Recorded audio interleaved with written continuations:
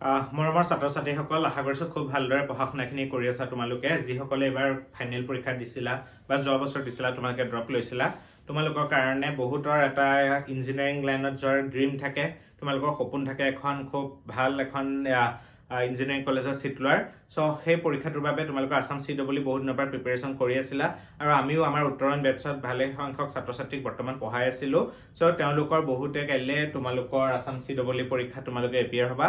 অহা কাইলৈ তোমালোকৰ ফাইনেল এন্ট্ৰেন্স পৰীক্ষাটো আছে। গতিকে আমাৰ ফালৰ পৰা আমি সকলোকে শুভেচ্ছা দিছোঁ।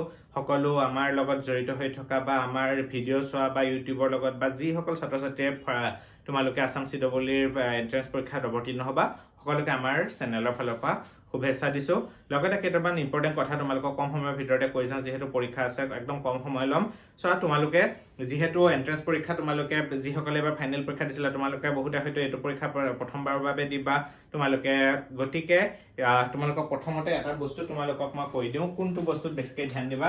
তোমালোকৰ যেতিয়া OMR ফিলিং কৰিবা, যেতিয়া OMR খন যেতিয়া ফিলিং কৰিবা, তোমালোকে সেইটো এটা খুব ধ্যান দিব লাগিব। তাত বিশেষকৈ তোমালোকৰ ৰোল নাম্বাৰ, যেতিয়া তোমালোকে ৰোল নাম্বাৰটো তাতে পুট কৰিবা, কাৰণ এখন আমাৰ অফলাইন হ'ব। কিছুমান পৰীক্ষা অনলাইন হয়, অনলাইনত অসুবিধাটো নাথাকে, কিন্তু অফলাইনৰ ক্ষেত্ৰত তোমালোকৰ এজন ষ্টুডেণ্টৰ এগেইনষ্টত এখনে OMR চিট আহে। গতিকে এবাৰ যদি কিবা কাৰণে তোমালোকে ভুল কৰিলা, তোমালোকৰ আৰু সেইটো ৰেক্টিফাই কৰিব নোৱাৰিবা বা আন এখন OMR দি তোমালোকৰ ৰিপ্লেচ কৰা নাযাব। গতিকে খুব চিনচিয়াৰ তোমালোকে কি কৰিবা, যেতিয়া তোমালোকে OMR খন পাবা, এনেকৈ তোমালোকৰ চাৰ্কুলবোৰ থাকিব নহয়, দেখিবা তোমালোকৰ ABCD চাৰ্কুলবোৰ থাকিব, বা ৰোল নাম্বাৰৰ কাৰণে ধৰা বহুতকেইটা ৰোল নাম্বাৰ থাকিব।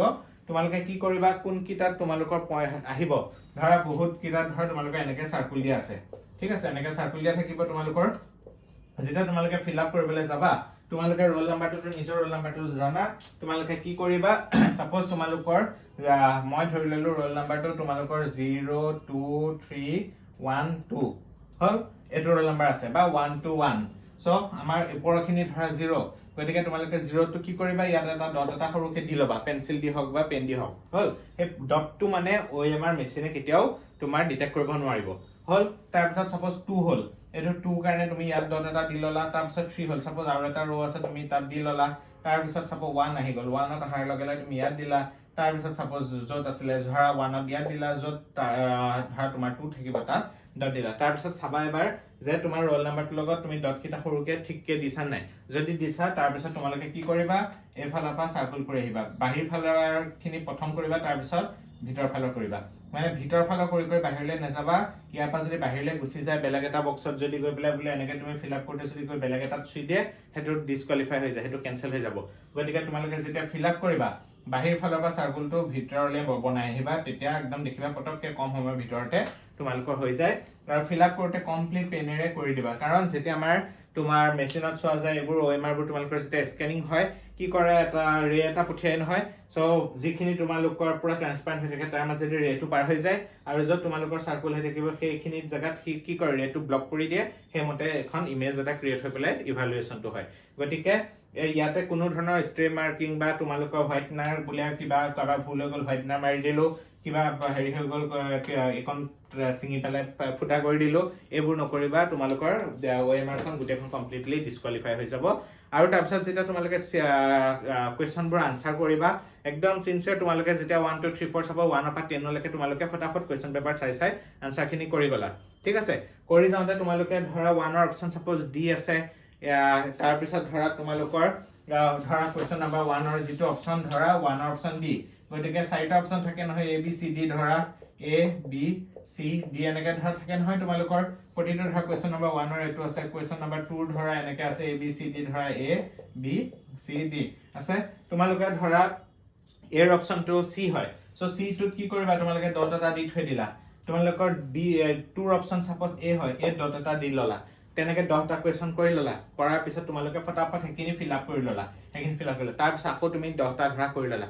সো টাইমটো কম লাগিব যদি বোলে ভাবিছা গুটে আমি প্ৰথম 3 ঘণ্টা পৰীক্ষা আছে বোলে 3 ঘণ্টা পৰীক্ষাত মই বোলে 2.5 ঘণ্টা মই সব সলভ কৰি ললো আধা ঘণ্টা তোমালোকে মই বল বনাবলৈ বা 15 মিনিট লাষ্টত বল বনাবলৈ থওঁ একদম হেতু কাম নকৰিবা ভুল হৈ যাব কিয় কাৰণ হেতু সময় লাষ্টৰ সময়লে সময় ইমান শৰ্ট হৈ যায় যে তুমি 1 অৰ বোলে তুমি অপচন বোলে বিট দিব লাগিছিলে বা 2 বোলে বিট দিব লাগিছিলে দৌৰাদৌৰি তুমি সিট মাৰি দিলা সিট মাৰি এবাৰ যদি ভুল কৰি দিলা আৰু হেতু কাৰেক্ট কৰিবও নোৱাৰা আৰু হেতু একদম পুৰা নেগেটিভত গুচি যাব শুদ্ধ কিটাৰ কাৰণে তো মাৰ্কস পাবাই ভুল আৰু ভুল কৰাৰ লগে লগে হেতুটো 4 নম্বৰ ভুল গলে নেপয় আৰু শুদ্ধ এটাৰ পৰা 4 ৰ পৰা তোমাৰ 1 নম্বৰ এটা ডিডাক্ট হৈ যাব গতিকে একদম কেয়াৰফুল থাকিবা টাইম টু টাইম গুটে বস্তুখিনি কভাৰ কৰিবলৈ চাবা জানা বস্তুখিনি ফটাফট কৰিবা নাজানিলে বেছি যদি ডাউটত আছা তুমি এটো ৰিস্ক নলবা কাৰণ নেগেটিভ মাৰ্কিং যেটা থাকে কাট অফ বহুত বেছি হাই হৈ না যায় এটা ভাল যদি তোমালোকে ধৰা ভাল স্কোৰ এটা যদি অকমান তোমালোকে বহুত পাব না লাগে কিন্তু 50% স্কোৰ কৰিব পাৰিলে তোমালোকে এখন ভাল মিডিয়া মানে